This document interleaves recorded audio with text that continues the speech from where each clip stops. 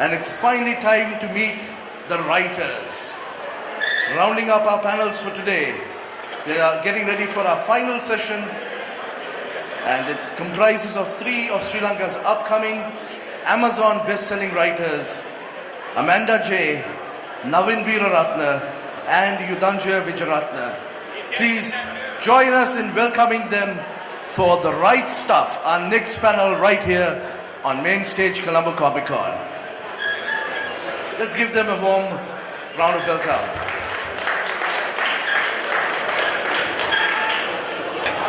Yes.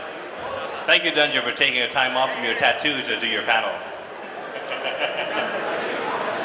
Show everyone your tattoo. Everyone.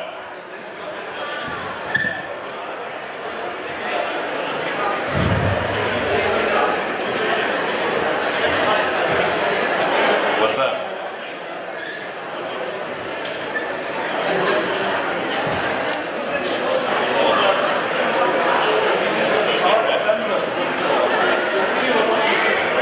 A cigarette.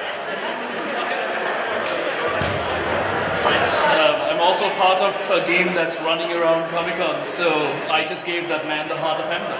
I think he deserved it. I think he did. Gentlemen, shall we introduce gentlemen and ladies? Shall we introduce ourselves? We'll go from least accomplished to most. Okay. You want me to start? No. Least accomplished. Hi, my name is Navin Weeraratne. I am the other science fiction writer in Sri Lanka. I like to do hard science fiction particularly, which is more the kind of stuff Archie Clarke did, but I try to make it less boring because this stuff does not age very well. And with me here is... Oh, looks like an important part of using a mic is to actually make sure it's turned on. So my name is Amanda Jayatissa, and I am the author of the book The Other One, which was lucky enough to win the Fairway National Literary Award last year. It's my first book, so I'm pretty excited about it, and Thank you. It's also the first book in the Fairway Award has gone to that was science fiction or fantasy oriented. See, this kid knows. Wait, let me add to that. It's the first time a science fiction or fantasy book has been recognized by a mainstream Sri Lankan award, period. There were no villagers involved. Yeah, and it was self-published, so that was pretty cool for you. Right, hi, I'm Yudhanjaya. When I'm not getting tattooed at conferences and conventions, I write science fiction. I've written several bestsellers, beaten George R. R. Martin at his own game, and I have a 5-book deal from HarperCollins, and my arm really hurts right now, so I might start babbling. Okay, so our panel is being conducted by Invisible people. the first person to get up there conducts this panel. We have Navin Weeraratne in the back laughing over there. He's part of the Podi team. Podi is coming out next year, and the press is... Podi Press. Oni. Podi Press. Sorry, Oni. He's part of a team that won an Eisner this year. He's next to the team that is also not here that won the Eisner this year. He was sitting next to the man who won a 37th of an Eisner. Deshan Tendukun, you're famous wherever you are. Okay, so should we just start? We can make up our own questions. Let's start. I mean... Are we just going to keep... Okay. We're just going to do it. We're writers. We don't need people to direct us. So are we just going to ask each other questions? Yes, you should go first. Yuda, how much alcohol do you consume when writing? Wait, isn't this like a PG-13? No, booze writing is bullshit. Okay, no, I never drink while writing. You know the supposed Hemingway quote... Write drunk, edit sober. Yes, write drunk and edit sober. Apparently a complete lie. I read his biography, and his granddaughter notes that the man actually never touched a single drop while writing. He would wake up in the morning, he would write from 8 to 12, and he would drink from 12 to 8. But never the twain were met. Because every now and then people try drunk writing. And I don't know how you do that, because I get angry when I'm drunk, and writing makes me happy. And how can you do two things at the same time that don't work? Like, I shall remember there's that time to race. So next time we have a beer, I need to remember this. I know. But has anyone here tried drinking and writing? Media, have you tried drinking and writing? Will you admit to trying to drink and write? You've never hoped to. Okay. So maybe if there was a writer. I've tried once, right? There was this friend of mine, very depressed, ad industry guy. We started getting drunk, about a bottle of Halmila through. We start writing poetry on these napkins and passing it to each other. And I woke up the next Is day. that all you pass to each other? Maybe, but when I woke up the next day and checked those napkins, I was horrified. I was like, no, we are not I doing think this. I've had a similar experience where I was like, I had this idea and I was like, that is brilliant. I must write it down, and I did. It wasn't so brilliant. Okay, so do we have any audience questions, or we'll try and think of something else that we want to talk about to people who don't seem to have a choice but to listen until they get up and leave? Dimitri, what is your question, sir?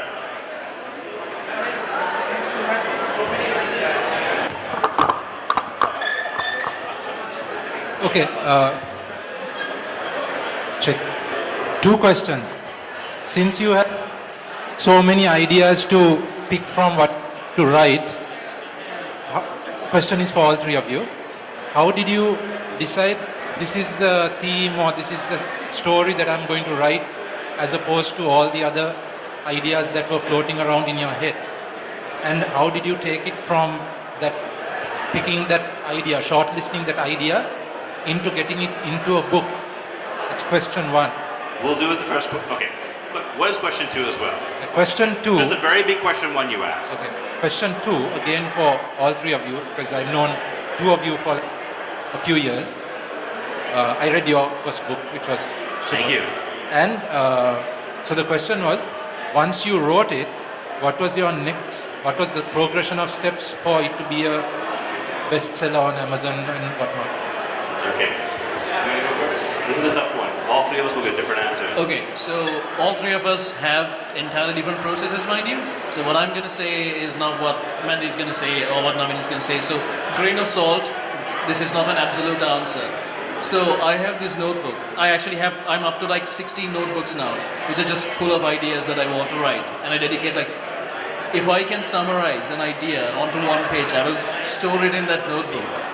And later, about a month later, if I remember that, if that story is still running in my head, I know it has some potential. Then I'll revisit it and go, is there conflict in this story? Is there something that I can actually explore over a novel? Now, for example, if I want to write a story about 3 astronauts on the moon, I know that's not going to sustain me for a novel. I might be able to come up with a short story out of it. Maybe one astronaut kills himself half the way through, the other one figures out how to brew moonshine liquor, literally moonshine. But that's not a novel, that's a short story. So I'll look for potential in those ideas, the ones that I remember, and then I'll start working on those.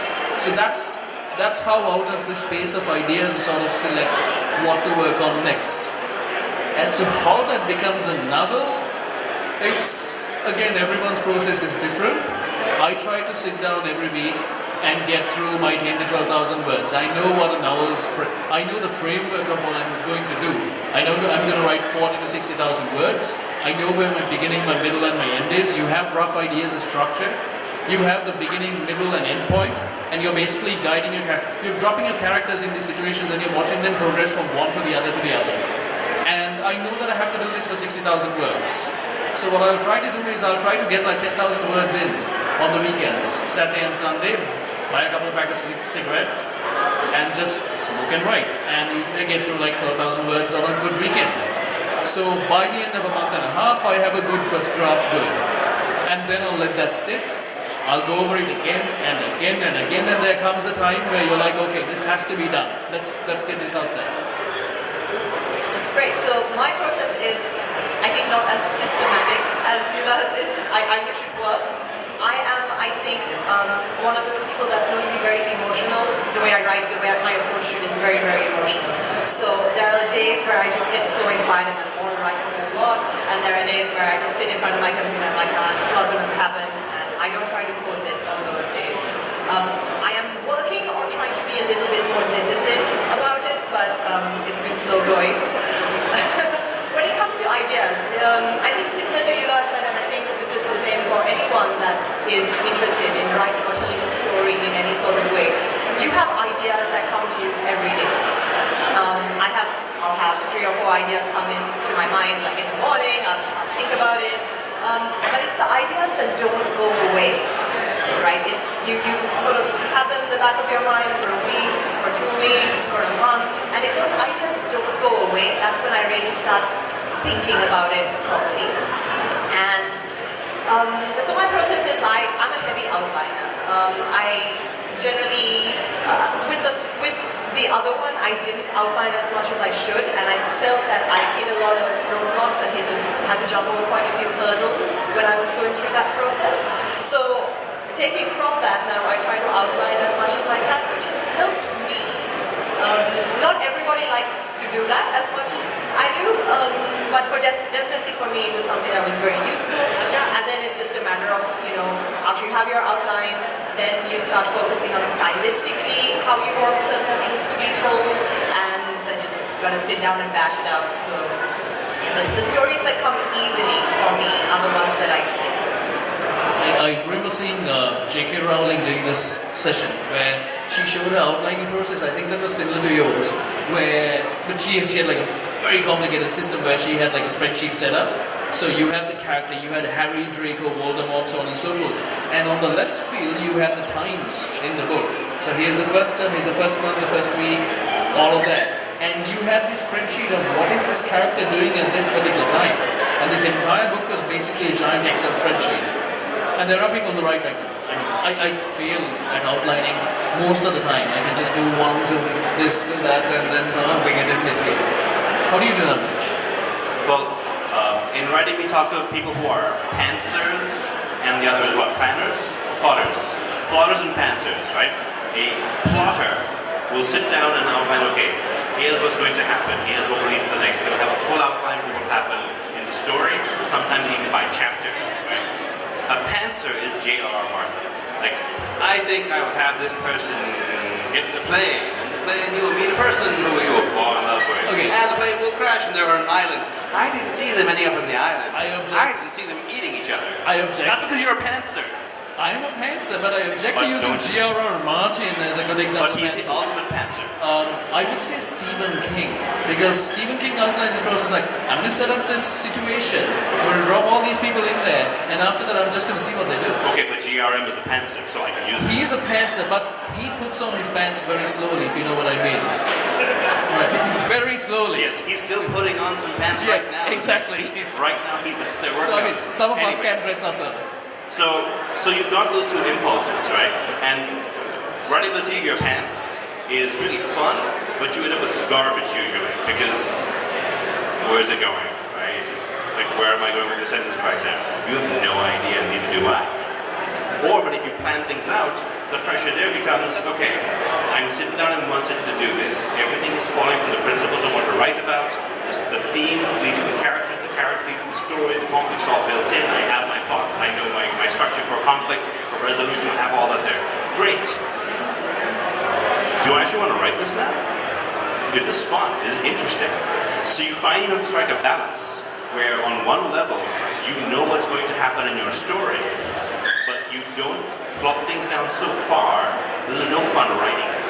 Right? You don't feel like you're doing a dictation test from some other person who happened to be you a few days ago, telling you what you write today. Right? Now the problem there is that your characters have minds of their own. Like, they will do things, they will take turns, and this will be a problem. I'm writing a book right now where there's one guy who gets in a big bar fight somewhere, and later on he's supposed to find himself in prison with the same guy he beat in the bar fight. But he's here with all his prison buddies, they're gonna kick his butt. Right? I said, but only one person in the audience. Okay. I missed a small thing, and he ended up not getting thrown in jail. And I didn't realize this until I reached the end of the book. Now I've got a miss, right? Because why did I bring up the bar fight in the first place? It has no value, right? There's no way he then has a fight with this guy. Later on, they reconcile, he becomes sort of an unwitting ally. I'm not doing that flip where a villain becomes, an ally, right? So the story suffered, and that will take surgery to fix, right? So you've got to balance those out. But then also you have the things you talked about, like there'll be an idea that won't go away. Like, I am all about balloons, okay? I'm gonna take a moment to talk about balloons. Right? Okay. If you want to go to space, what do? You build a rocket, right? The rocket will get you to space. Rockets cost money, they cost engineers, they cost national purpose, they cost people in a room carrying. That's what rockets cost. Rockets are incredibly expensive and they are weapons. So everyone gets nervous when you make a rocket. You know how you can also get to the edge of space? A balloon. Right? Any third world country in the world can start an edge of space program. Any third world country in the world can put an edge of space station up there if they want to. This is an engineering issue, and all you need is hydrogen. It can even be green. Where hydrogen, you crack water. You crack water with solar power. This country has so much solar power, it is killing us. People are complaining that there's so much free energy on the roof. Our shirts are gross. Right? So, you see how much I care about balloons. So, I keep trying to use them in stories. And I'll use them a little bit here and there, and usually that's enough. You have a nagging idea, you get it out of your system, and it's done. But sometimes an idea is so nagging, you just have to basically write about a bunch of space cowboys on a world which is a super Earth, there's higher gravity, lots of volcanoes, huge ash clouds, ice everywhere, all at the same time.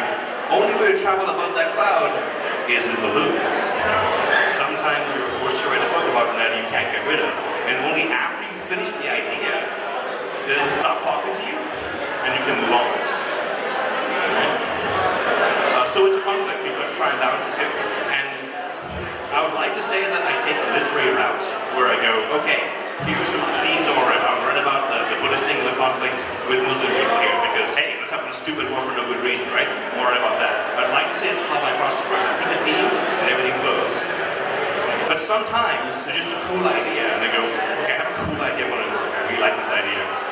How can I make this literature? How can I make it an idea worth reading besides, Navin read a science article and he thought it would be cool to solve this problem with black holes and worlds and terraforming. Like, how do I make that worthwhile? So sometimes I go looking for themes. Like, how can I, what can I make this, what can make people go away and go, oh, it's interesting, let me think about this. What can I do to make it justifiable? Right? So it's tough because that's cheating, right? All I really want to write is lasers and aliens and spaceships. But that's kind of infantile. So how do I make it look like I'm not really just being infantile? And that's where themes and ideas come in. So we all have our own problems. True. I think I definitely agree with you on the need to maintain balance. Because Numbercast I wrote over 2 years and I basically pants that whole thing.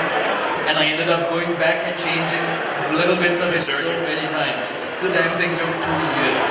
Yeah, of course. I rewrote the ending for the other one at least 4 or 5 times. And later you come back and go, okay, maybe if I had a plan for at least a one-liner for each chapter, things will be better, and you do that, and it turns out to be that you can finish this thing in 6 months. Yes, but we will never have these problems again, because these are first book problems. That's true. Don't make the mistake again. We were losing our virginity. Yes. In books, in literature. Okay. Any other questions? Other questions?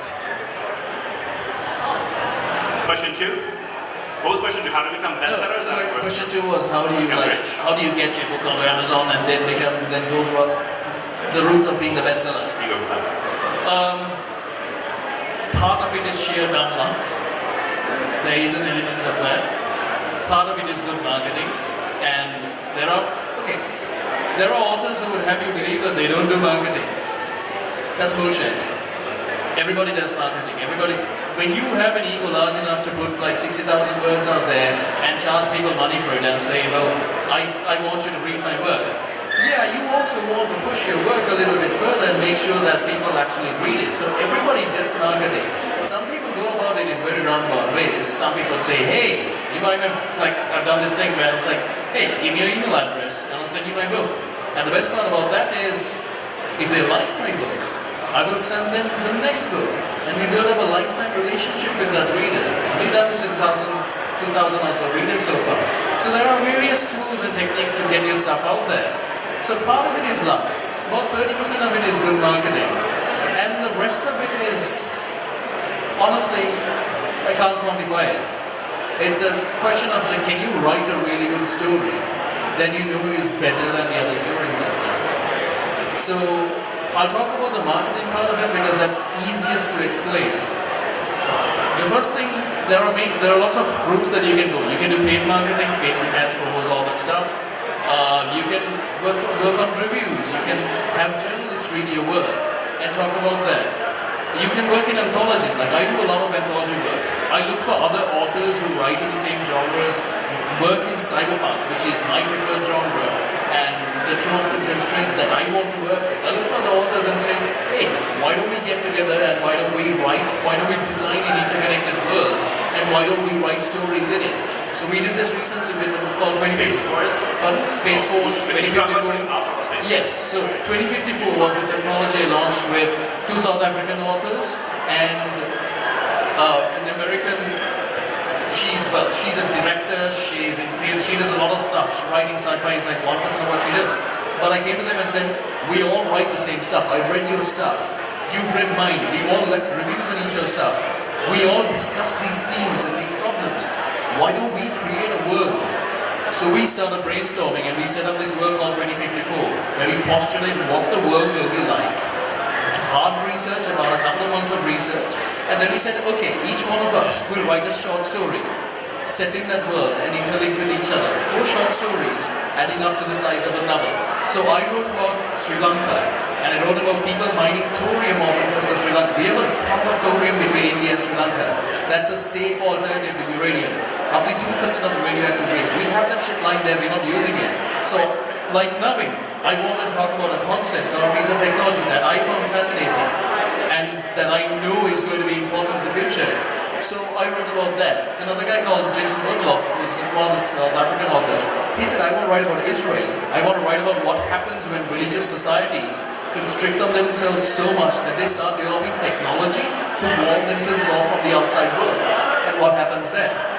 And this collaboration ended up #1 on all bestseller spots in science fiction on Amazon. We beat out George R.R. Martin. He was like #5. We were #1. We held that position for a week or so. And that was because you have 4 people working together. You have 4 times the push. You have 4 times the reach. And then each of us will build and expand upon that work. Because now we have people who mail us and go, I want to read the next one. So there are different ways of building an audience.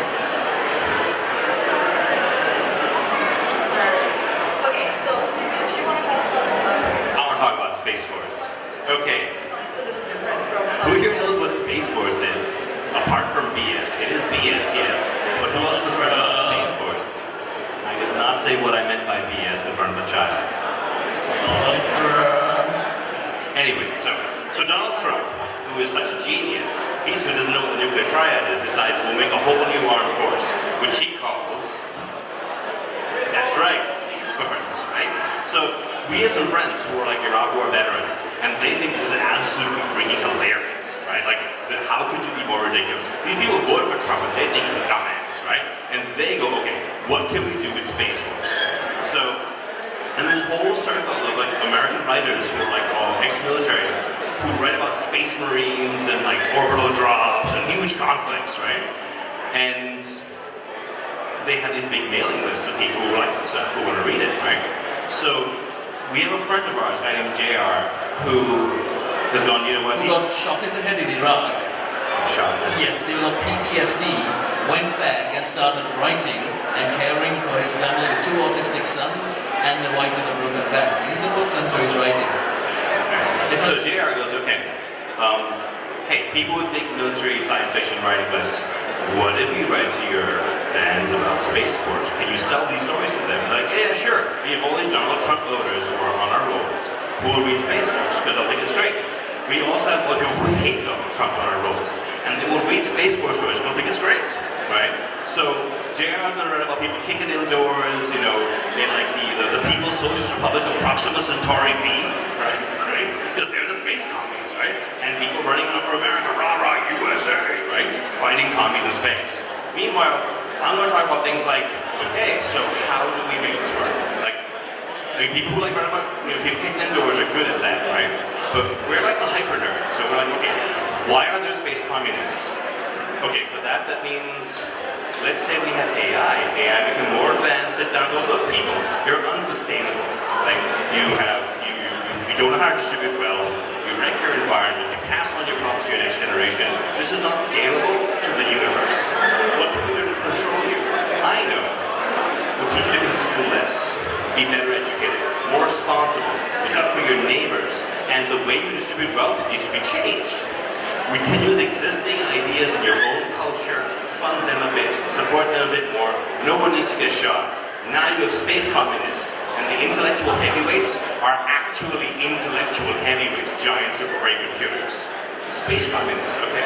So how do we make space communists interesting? Now the population in parts of the world, like the next 50 to 100 years, are going to balloon crazy. I think Lagos with 100 million people. Think of a city with 100 million people, right? So think of the number of recruiting offices the US Army could have in Lagos, Nigeria. Join Space Force, get a green card, fight other people who look like you across the galaxy. Right? This is stuff you can use. So we can all talk about the cyberpunk where we live in today, where wealth is not shared equally, where we have problems we can fix easy but nobody cares about some of those problems, where we have alternative facts and you can use them to split each other. Like we live in the cyberpunk nightmare today. We all thought, okay, fine, corporations will magically get more powerful and become more powerful in states and run everything. Now we know how to do it because we live in that, right? We just go, you guys can be against vaccinations. You guys can be against books. And you guys can be against, like, chemicals. And there are people I'm talking to right now who are not very pro-chemical, which might be why they catch dengue 3 times. Anyway, right? So once you combine their own facts, that's it. It's very easy to split them.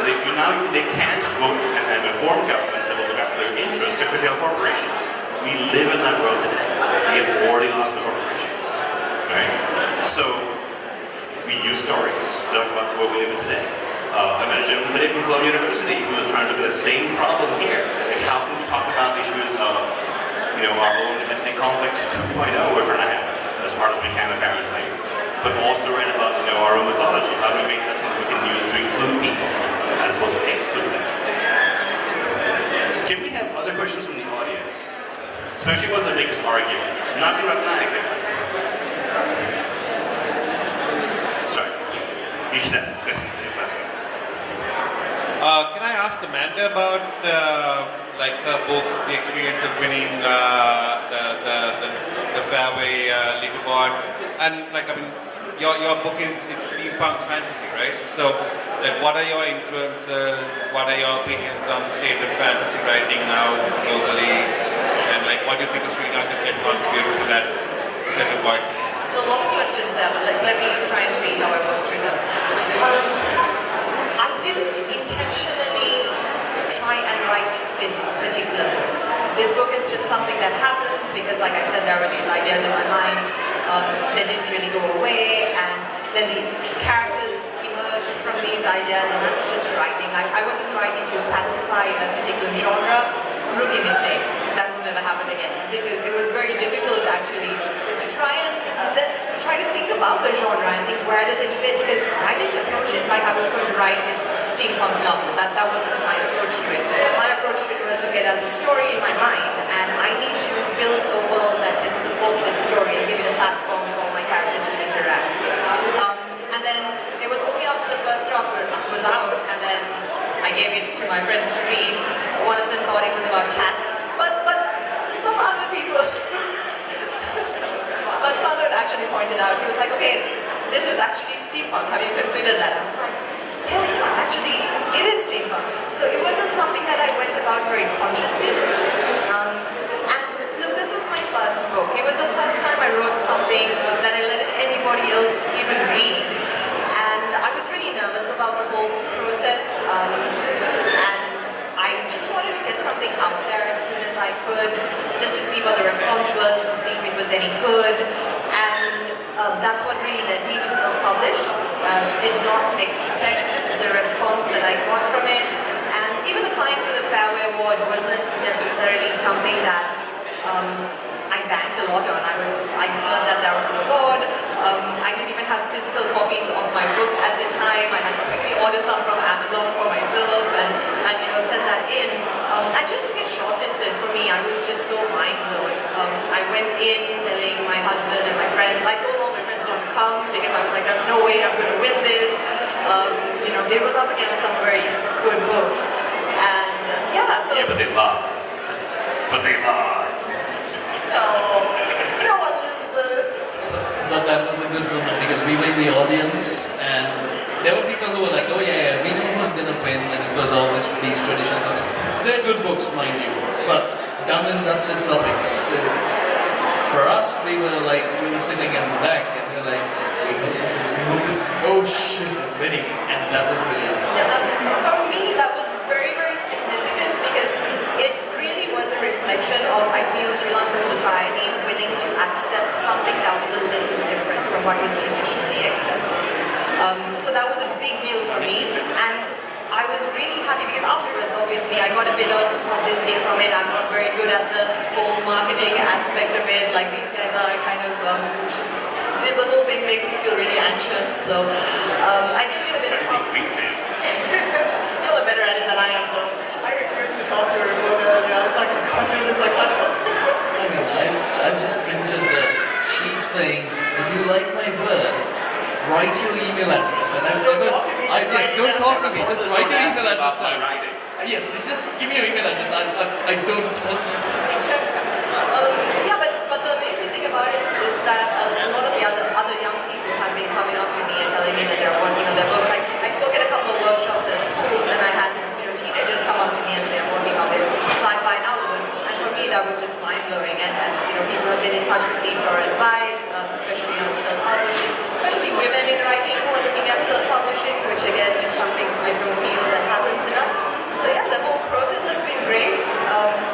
Not what I expected, but very, very glad that it turned out this way. Catherine, you have a question for us. Okay.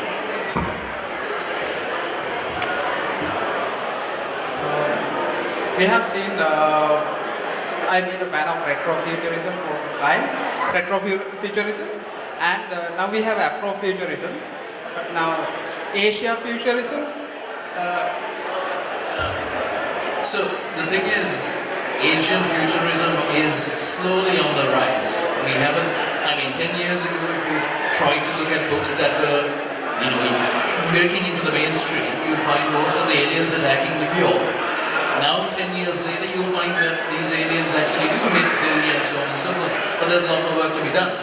We have some ambitious plans for what we call rice punk. Rice punk. Nice part. Yes. Let's see if we can make it because in our area of the world, our problems are different, right? We are looking at we need sustainable energy, right?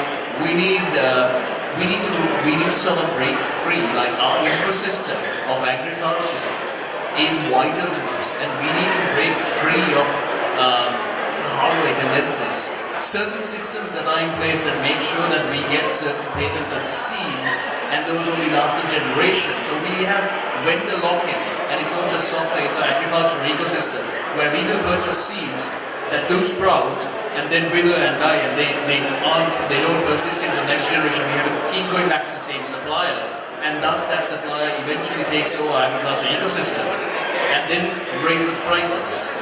We are living in that kind of vendor lock-in. So these are issues that are important to us. So we're going to sort of look at driving science fiction there and set up the rice punk genre, looking at what it takes to be alive.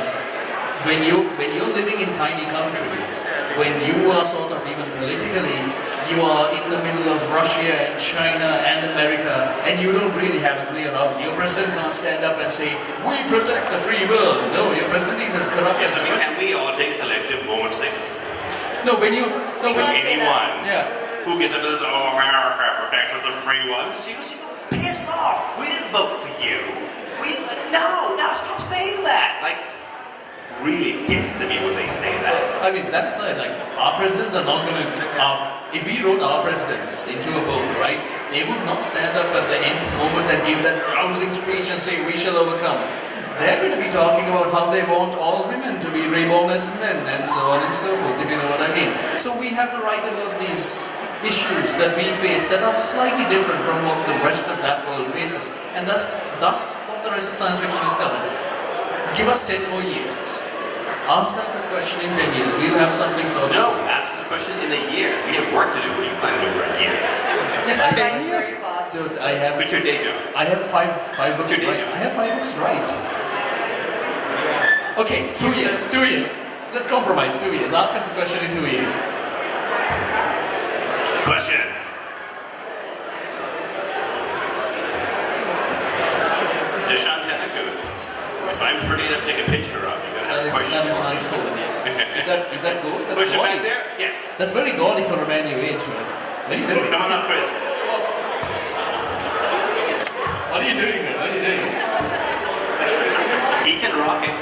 He's an Eisner winner. It's true. That's right. Go to the Interesting. ball. If anyone is curious, this is what a regular hangout with the two of these guys is like, okay? But he smokes and I can't handle it. No, I'm okay with it. Shouldn't say that. Chris is so loud. Chris, sorry. Yes.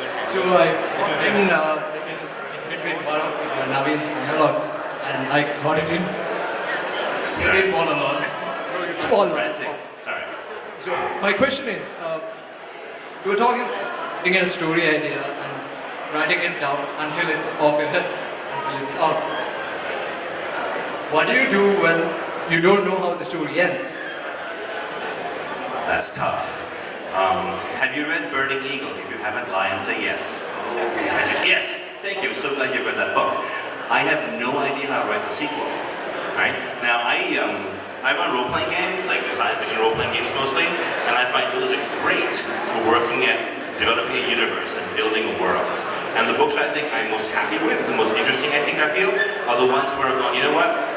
I'm going to chuck these story notes. There was a game I ran last week. Let me expand that. Oh, I'm happy with that, right? I did that with Burning Eagle. I'm like, okay, I have a very straight, very simple story. I've been in a very certain place. I need to expand the universe to write a sequel that's going to be worthwhile. So I ran a role-playing game for a couple of years, building the universe. I now have too much to writing, right? So I've written like Planet 9, 100 Gram Mission. They were all part of the same Burning Eagle universe, right? Even the new one I'm writing right now, which I don't have a picture to show you of the cover because I didn't think that far ahead. That is also in the same universe. But I can't actually write the direct sequel because I've waited too long, there's too much material, I don't know what to pick. So I've started writing the notes for the sequel like 3 or 4 times over the past few years, and it always runs dry because I look at the end and I don't know what to do with this. How do I answer those questions? So it's tough. Sometimes you just don't know what to do, and I don't know how to answer that question. So, okay, I think an important thing to remember when you are writing is that what you write isn't set in stone, right? You are the author. That means you can go in and you can make as many changes as you want. Even if that means not knowing where on earth your book is heading or what direction it's heading in, just write what you feel. Like I said, I'm very emotional when I write. That's why the other one had like 4 alternate endings that no one will ever see. And that one not very Put them online. No. Let No the one audience will vote. I would buy it. It will be buried. No, but what I also You know what you have to do tonight, send us Google Drive. CJ, you win this, yeah? Hey, you guys, come on. So what I actually did, because I didn't know how I wanted to end it, and I kept changing my mind. So I wrote it, and then I backtracked, and I included foreshadowing after the fact, and I rewrote it again. And you can edit it as many times as you want, right? It's yours. So you don't need to get it right the first time. You don't even need to get it right the second or the third time. You just need to get it out, right? Because once I wrote that very bad first ending, It's so tough. He has no idea how hard we're trying to not say certain words in front of him. He'll never know. This is way politer than you should have. but I needed to get that very bad first ending out to just even recognize that it was really bad. And you just have to keep at it. That's really all it is. You just gotta keep going. And you can go back and change it. You always can. So. That is, I think, the best advice. Just, you're always allowed a second draft and a third draft. The second point is to sort of get to an ending. If you don't know what the ending is, know your characters, right? Sketch out their life histories, their details, and I do this like half the time I have absolutely no idea where the ending is. I know where I start, I know where the middle is. After that, everything else is on the page. sketch out your characters to the point where you know them, to the point where you know the choices that they're going to make. So when you're in a situation 60% of the way through and you don't know how to bring this thing to an end, let your characters do the talking. Like, what would this guy do? What would this person do? Is he running away? If so, would he run away with that girl or this boy or whatever? Let your characters do the talking and you get to an end. And then you put your pen down, you visit it 2 weeks later, and you see about that second draft. Thanks. So you have other questions, perhaps from Ubertro Dinesh from the Tibestan. Okay, I don't trust this guy. I didn't even see her. That's why Like, did you just see it? Oh my God. Ask a question that will cause maximum division. Jessica's also here. She also caused maximum division. Yeah, she's also got maximum damage. Ask us any question except what inspires you to write. I'm not answering that question. We're banning that question. I want to inspire you to write Hari Hetirachi, best man at my wedding, who hadn't stopped writing on his phone since he got here. I like it. Aaron is like quite looking innocent over there when he's not. He's getting back at me for being against him hugging me. Oh, right. No, I like the worlds that you create, the worlds that you create at both your books. Where does that, like, you know, that just cannot, like, those are things that you just cannot imagine, like, that I cannot imagine. I mean, I do read science fiction, but those worlds, they're just so different to everything else I've read. So that is what, where you get your, like, ideas for that, you know, this steampunk, there, like, you know, this, where do you, social media. I think you asked the bad Sorry, question. Did you say it a little louder? I couldn't hear He you. was asking us where we get the ideas for our worlds from. So I think he asked the bad question. So I was like, Yes. that sounds like a sneaky Yes, way of- that was like, Actually, I have the best answer for you. Right. Okay, it's based on the answer he gave someone else once, right? Someone asked you this question, and you said, oh, there's this old lady who sends me like an aerogram packed with ideas, you know, from Matakulia. yeah, every week, she's right? Matakulia. That's actually how I get my ideas, right? Because when I try to do that, I write hard science fiction, right? And the problem with writing hard science fiction, you know, Dyson spheres, space elevators, or antimatter spaceships, people have already done those things, right? So you want to be interesting, try and find something that's new. So I follow all like the preprint sites, I try and follow like archive.org and so on to see what new papers are coming out. And the papers that I find are most interesting are the ones that come out on astrophysics, especially planetary physics. So I literally, every Sunday, I go to the bathroom, I do what all of you do, and I'm also reading scientific papers. Right? But I brand new papers coming out. I go about this in a slightly different way. Not the bathroom part, I do the same thing. But Do you? I just want to clarify that that is not my process. at this point, We all she's know ashamed. men and At women this have point, different she's ashamed of biology. being with us. But trust me, we all do those things. Okay, so I look for problems like in the existing. You take the existing level of technology, like, and I work in public policy, right? So we know the issues that people face, and I look at these intersection points where you have a certain level of technology that is not addressing a known problem, and then I try to think, okay, what solutions might exist? Because here's a vacuum, and if we know anything about markets, it's that someone will eventually figure out how to monetize that vacuum and build products into it. So what kind of products will those be? And how will that change how people interact? So I look for the problem first and then try to hypothesize some solutions, and then I go looking for science to see if there is any factual basis behind my dreamt up solutions. Injected there. So in contrast, mine is very micro level. I think these guys are very macro in terms of your approach to things. Mine is a lot more about sort of human emotion and like how people interact with each other. So that's sort of the first thing I think about. The world building is something that comes as sort of a support to it. So it was interesting because you sent me this, it was like a article about the world building. The planet construction Yes. kit. It was really awesome. It's a planet construction kit. It's like if you're building a world, Yeah. these Yes. are the Yes, things that you need everything to from know. calculating the distance between the stars that you need to balancing the world in gravity to creating the languages and history relations. So very technical. It was awesome. And it was really interesting because he sent it to me and I was like, this is great. And interrogated, it was called Nis. And he's like, so what kind of son does Nis have, Mandy? And I was like, I don't know, I haven't called that far. And the reason I haven't called that far is that it honestly had no relevance to the story that I was trying to tell. World building is... Yeah. You got owned, son. I was Sorry. trolling. I was You got trolling. owned by family one. Let's ring with that. I was like, no, I didn't think that far. No, That was like scene at 8:45, and after that nothing.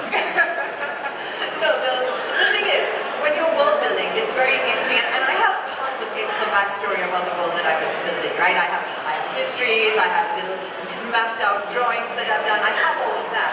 But none of that really made it into the story, because the story was about these people, and it didn't really matter what son was like, it wasn't relevant to the story that I was trying to tell. But certain other things were relevant to the story I was trying to tell, like religion and beliefs and And relationships. you had the with very family. detailed histories of the god king and Yeah, so on. exactly. It's like certain historical elements were great, just to give people a bit of a snapshot, but I didn't want to go too deep because I felt that that would then take away from the character interactions. And you got to avoid the, what's it called, the information dump.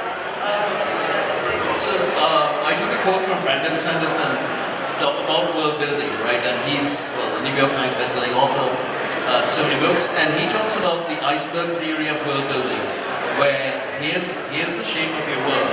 The audience is only ever going to see the tip of that iceberg.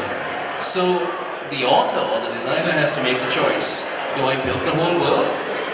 If you do the whole thing, you might end up with a far more realistic iceberg, like the one that sank the Titanic. But you can also get away with sketching in broad strokes only what is relevant for your story. And because you're exploring that in a story, it feels like a fleshed out world.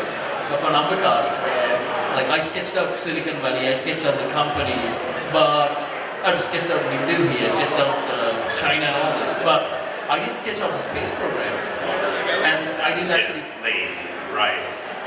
Hey, no. Did they have balloons? They didn't have balloons, Navin. They had corporate interests, Navin. I sketched the politics, I sketched the companies, and after that I was like, this is what world, this is what my world is relevant. But Mandy, I didn't know the color of the sun. Yes. Oh, glad you did. What color was it, you know? Like a sort of weird yellow. Like a normal sun? Like an answer. A normal I sun. cheated a little bit. See, they say like a normal sun, I want to shoot them both. That's, Well, what is our sun called? Tell us. Okay, ours is a class G star. Technically, it's the G2 star. Is a main sequence star that 4 billion Why- years will run why hydrogen star, did helium you burning, get him expand and started? destroy the Earth. How can the balloons Which would be survive? terrible that happens because we should pull it out of the way, which is the moon is a gravity tractor. The moon is actually moving away from us. okay, I blame you now. Catch it. Sorry. Use it. I'm sorry. Pull the Earth away. And then, before that, in 500 million years, there will be no more life as we know on this planet because we'll run out of CO2. Hard thing about it, we run out of CO2. So we need to figure out, we need to pull the Earth away from the sun to cool it so that we might actually retain our CO2 levels. Because life itself is reducing CO2 to try and cool the planet down. That's why it's a normal sun pisses me off. Science. Why did you get it started? You had to poke the bear. You brought it up. It wasn't enough to just say, Had to oh, poke the net. it's not relevant to the story and just leave it at that. You was had to fine, go and it was poke Navin fine. also. I departed the star and caught me out. I'm afraid Right, to any speak more now. questions? Nothing about balloons or suns. And if anything goes larger than the earth, I will shoot you. Any other questions in that frame of mind? Question over there, sir. Question? Or are you just saying hi to Kratos? Right. Hi. Anyway, hi. Question for Kratos? Hi. So do you guys have any advice for somebody who's starting out, somebody who has never written a book before? So I got some ideas rattling around in my head, but have no idea where to start. I think we're all just bursting to answer this question. Yes. We should roll the dice who goes first. Why don't you guys go first? I'm gonna leave it at you. Okay. There are people who get in your way, and they slow you down. They are your friends and family. You need to make You need to You kill need your to make friends and time family. when you are writing, when no one disturbs you. You will be that guy who will go, oh yeah, he's available. And like, don't forget, and you're mean to them, they will forgive you. If they don't forgive you, they're not your friends. True? Because they're all my friends. Right? Okay, right? And you just make time for yourself, right? And you bother, and you just write, right? And the first thing you write, you will like this thing where you like sit down and you stare at the page, and you're like, how do I write this first line? And that's the first paralysis. Like, what's the first line? The second line? And an hour's gone by, you've written one line. The first stage is, oh my god, I hate myself. I spent an hour writing one line, right? Make sure not to write a second one. Come back to it the next day. It's like riding a bicycle or something, right? You've got to get your mind used to doing it. You've got to get into shape doing that, right? Because after a while, like, I've written a great first line. It took me an hour. I'm happy I have it. So but that's another problem, where you are spending too long working on a line, right? It's okay. Write 10 lines. You may be just as unhappy with them as you think in your first line, but you may find qualitatively your 10 lines pretty much same quality as that one line you can't write. So just write, yeah? Even if you write a whole bunch of stuff and you throw it away next day, that's fine. But you're getting stuff down, you're using those muscles, yeah? The first book is the hardest. The first short story is the hardest. The first page is the hardest. First time you make all chicken mental. biryani. The first time you make chicken biryani is the hardest. And your friends will back you. You think you're kind of an ass. And yeah, you won't have friends to laugh at you. You're good. Because you've already alienated them.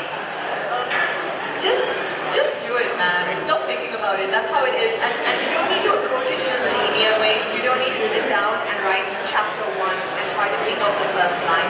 I rarely actually, when I write, I'm working on the second one right now, I rarely start with my first line. I just pick up some thread that I can catch on to, and then you just start going with it. And sometimes you just have bits and scenes and pieces from all over the place, and just write it. Maybe you won't use it in your story. I rarely do. But if I have enough bits and pieces, that's enough for me to solidify an idea in my head. Carve out time for yourself. Don't start comparing yourself to anybody else. I think we all tend to do that. I do that a lot. It's very disheartening every time. Yeah, it doesn't give you strength, it actually makes it worse. It doesn't. It makes you feel terrible. And understand this. Writing is a very cyclical process of thinking you are a genius and thinking you are absolutely rubbish. Right? So I cycle through that on a daily basis. I'll be like, I'm on fire! And then it's like, I'll read it the next day, I'll be like, this is the worst pile of garbage I have seen in my life. No. There's genius, there's alcohol, and there's absolute. Yeah, and you'll have this thing, you'll become weird, where when you're writing something, no one must see it. And once you've written it, everyone has to see it. So let's cover his ears. But writing is it's like masturbating in a corner, and then coming out in public in the street and say, hey everyone, how did I do? That's what writing is like. Okay, so I'm going to give you a more saner line of thought. You've obviously read a lot, right? What you first have to understand is that no book on the first draft is ever what you've read like. I mean, it's never going to be as polished, or it's never going to be as accomplished. The lines are never going to be perfect.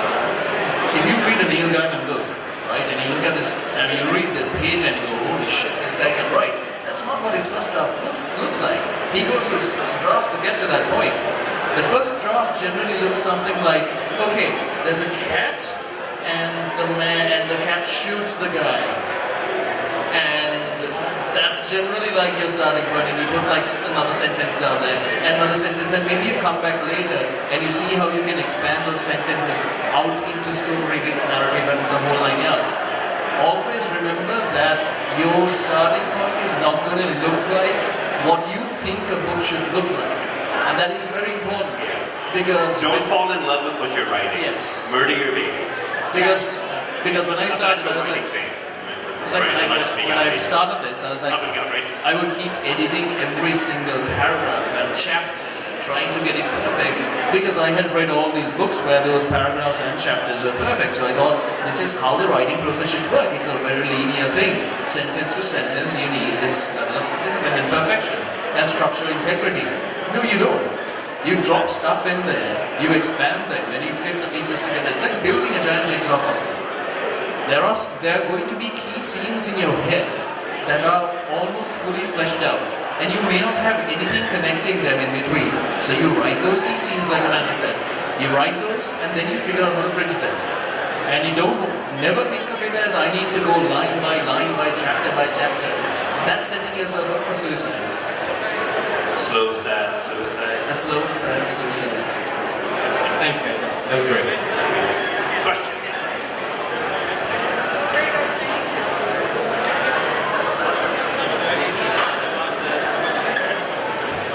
Navin. Hello. Yes.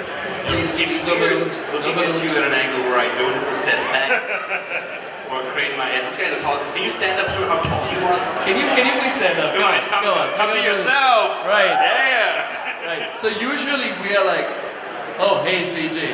This is the first time I've been like, hey CJ. Sorry. So yeah, your most recent book, Gila. Yes. Can you tell us a little bit about who inspired your characters there? Who inspired the characters That for word is Zealand? a banned word. Okay, Zealand, for those of you who may not read it, It's one of the best books I've read this year. Is Zombies in My Colombo. favorite book about Colombo. Yes, and it's beautiful. Amazing. Thank you. Who's what? Okay, well, this may not be what you're expecting, but what I'll do is I'll look at the themes I want and use that to inform the characters and they inform the plot. And I want to write a story about all the things that are messed up in our town, messed up in Sri Lanka, right? So this is right after the riots in Kandy. This is right after the government's response to the riots in Kandy was to ban social media. Because yeah, so many revolutions have been stopped because, you got some Bolsheviks on a train. Oh wait, they blocked Facebook. What do we do? Let's go back to a village. No, right? So, right after that, so I want to talk about these themes and these issues. And also, I want to write a zombie story, right? I thought he would beat me to it, right? Why? Because you are the pop culture man. You were there. Yes, well I wasn't writing a zombie story. I know, only because I beat you to it. I never intended to write a zombie story. Why? Anyway, so I want to write a zombie story, right? That'd be fun to do that, and like it's a sideways twist and write a different genre. And I thought, okay, fine. I need a character. Now, what will piss off people? What pisses off everyone in Sri Lanka? Strong women piss off people in Sri Lanka, right? Like someone asked me yesterday when I run a corporation, what are the problems that you see growing like a comic con? Like what groups you see pushing back? I'm like, it's gonna be women. My wife over here, the nice summer singer, headed like a comic con. There are people who like for years have come to me and said, so you're the founder, what are you doing with this? I'm like, I'm not even in charge. I am married to the man in charge, and there she is, right? Right? So people don't even see women as people and stuff, right? So I want a strong female character. And I wanted to find, then I wanted a military character, because there is so much mess. I mean, like, we want to treasure, and we want to respect, and we want to tell our children about our veterans. We want to be proud of them and the struggles they fought. We cannot do that if we look at a veteran and go, we don't know what they did. We don't know if they did things that they can't talk about. We don't know if they did things that we don't want them to talk about. Yeah, we can't look at every veteran out there and go, did that man rape people? Right? Did that man shoot civilians? Did that man shoot a man running? Right? We can't have this conversation, right? We should not be looking at our veterans the way America looked at Vietnam War veterans, right? We should look at them the way World War II veterans, right? For that to happen, then we need to call out the bad guys, because they are the ones who dishonor the others, right? That is a problem. Fix it, right?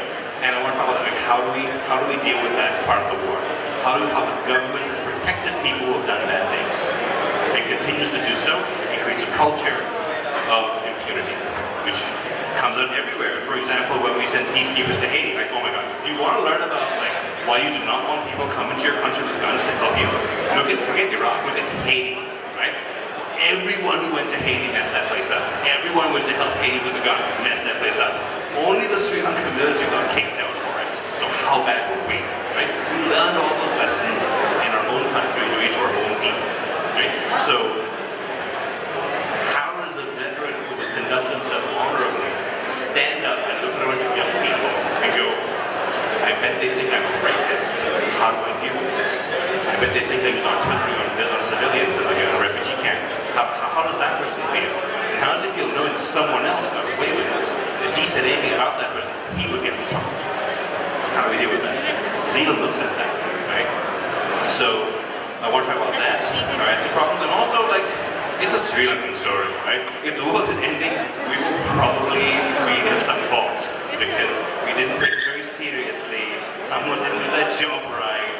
Someone didn't turn up on time. Someone who has one job, what they get paid for every day, does not know how to do it, and the client has to teach them how. We have all been there, right? Right? Like this is how it happens, right? Or they were watching the match. Or they were watching the match. Or their fourth grandmother died this week. Yes, and they how need many a day off. grandparents? How many uncles? Let's all have a moment of silence for all the relatives who have died when you need someone else to get a job done for you. Moment of silence. Very short silence, good, that's all they deserve. Anyway, so then I thought, okay, fine, that's what I want to talk about. Now the characters. Dinuka Fernando. Dinuka Fernando is a strong woman. She works at an NGO. She has a katana made by Animate. Right? So backstory, one of his best friends is a guy called Dinuka Fernando. Yes. He works with Navin. So Navin just took this guy and gave him boobs. Yes.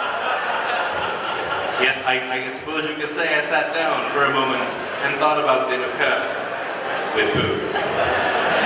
Anyway, so Dinuka Fernando's boss is a woman named Malaysia Yapa. Malaysia Yapa has one line which is, God damn it, Dinuka, you get everything wrong. Malaysia Yapa is actually Dinuka Fernando's wife. There's a line difference. There's another person, there's this old auntie immunologist who just can't deal with her anymore, sits back in a bungalow and has whiskey. And that is named after Jeevan Sukumar, right? Jeeva Sukumar, right? Another geek club of Sri Lanka. So Dinuka and Jeevan are geek club Sri Lanka admins, right? We've also got, was it a general or colonel? It was a colonel of Vasanta Handavala. Inspired by Vasanta Handavala, right? The grumpy colonel who goes and gets shit done and reads it. He has to get stuff done. He's very honorable, but someone will screw things on the up for him. Right? So I use like friends of mine and throw them into the book because why not? There's one character who's very tragic. The person who's inspired by keeps writing on Facebook, I'm going to read Zealand, how awesome it was. He has clearly never read the book. And that's okay because he dies in the book. What? Everyone here's read it. So yeah, I just picked my friends and threw them and had some fun.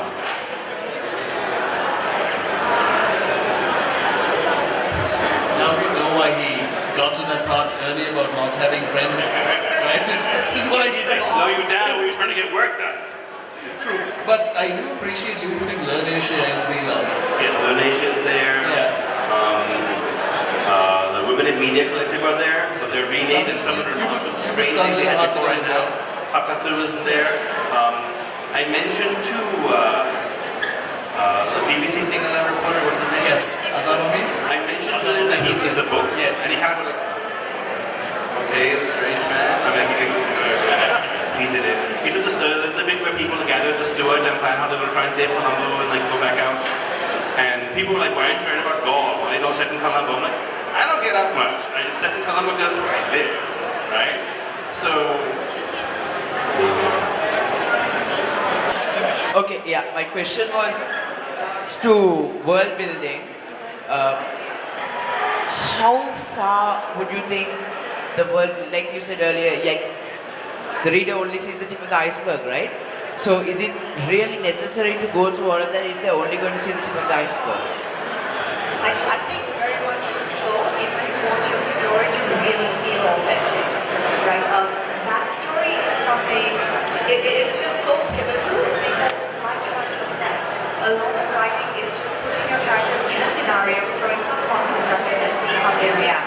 Now, if you don't know how your characters and how your world is going to react to something, you can't really come across with something that's very believable. So here's the thing, right? Sometimes the characters are going to do things that you never planned, right? They're going to interact with the world. Like, if I put you in a locked room, I probably don't know how you plan to get out of it, right? But in that situation, you're going to interact with the rest of that room, so you're going to interact with your world. It helps to know what the world is shaped like. It helps to know what kind of tools and what stuff your characters are going to interact with. Because sometimes while they're writing, actually most of the time while they're writing, you end up getting these weird and bizarre combinations that are true to the characters. And they're going to be thinking, I'll draw this katana out, I'll slide it under the door and something. But you need to know the katana is there. You, the writer, always needs to know. So even if you don't put it in your story, you need to know that. There's one way you can get away with doing tons of world building. You write more than one story in the same world. Like what you'll find is don't you world build beyond perhaps reason? You have plenty of material to write more stuff. Oh, the child's found? Everyone, the kid has been found. The kid is found. The successful conclusion to the story. Congratulations to And whoever next quick question, what would you say is your favorite book that you've written? Favorite book ever? Like not a top 5, yes. Like one. Oh man, you can't ask a writer what their one favorite book is. Any writer, Yeah, you just this not is support one stuff. title, Fine. don't trust them. Yeah. Great. 3 is a small number. Pick something like 30. We just like reading. We read everything. Yeah. And I think What if you pick like good books that you've read recently? I think we can name 3 good. Zila? Yeah, absolutely. I don't know, big Neil Gaiman fan. American Gods probably was one of it'll be one of the top ones. Grew up reading a lot of sort of mystery books. I'm naturally drawn to that genre a lot. Love Harry Potter. Probably read the entire series about 25 times. And still answer any question from it. Know all the spells. And that's taught me what the importance of world building. I recently read Ursula Le Guin, let's say. I read that as a kid, and the Big Bad Wolf, I finally managed to purchase it. I took it home, reread it. Absolutely loved it, because again, that illustrates the power and value of world building. I got it at Big Bad. I'm sorry, I meant to say written, not read. We've written. All our books are our favorite books. That's like asking someone to select between their favorite children. I mean, they can, That's but like Yes. not good. If you do it, It's very easy for me. I've only written the one, so hey. I would say I love number cast because I spent 2 years just thinking about and doing research for that. But I know that, say, the slow sad suicide of Yudhanjaya Wijeratne is stylistically better in terms of language, in terms of what I did with words there. That's better. It's more stylistic. It's a more mature guy writing it, and that was because that was at the end of writing number cast that I said, I'm done with writing this novel. I'm going to have a break and I'm going to write a short story. So that was after 2 years of maturity. I really can't pick if you ask me what was most valuable to me. Like I can tell you about. I don't want to talk about like what my most favorite book that I wrote was. I don't really know how to answer that question. Maybe the one I'm writing now, because the one you write now is when you're learning and trying new things and it's challenging you. But there was a book that probably is the most changing in how I choose to write. And it's a book called The Age of Spiritual Machines by a guy named Kurzweil. And he was writing about transhumanism and about this point where machines are going to reach the point where they can think, and they'll think faster than we do, and they'll start designing machines that can also do that, but do better, and so on and so forth. This runaway effect, where humanity is watching its children go beyond it. And this was a pretty cool book. I gave it to Navin Weeraratne, who was sitting right over there earlier, 14 years ago. And Navin Weeraratne never gave it back. So, if you're here, Navin, if you're still in the room, it's okay, I bought another copy. So, yeah, you can keep that one. Sir.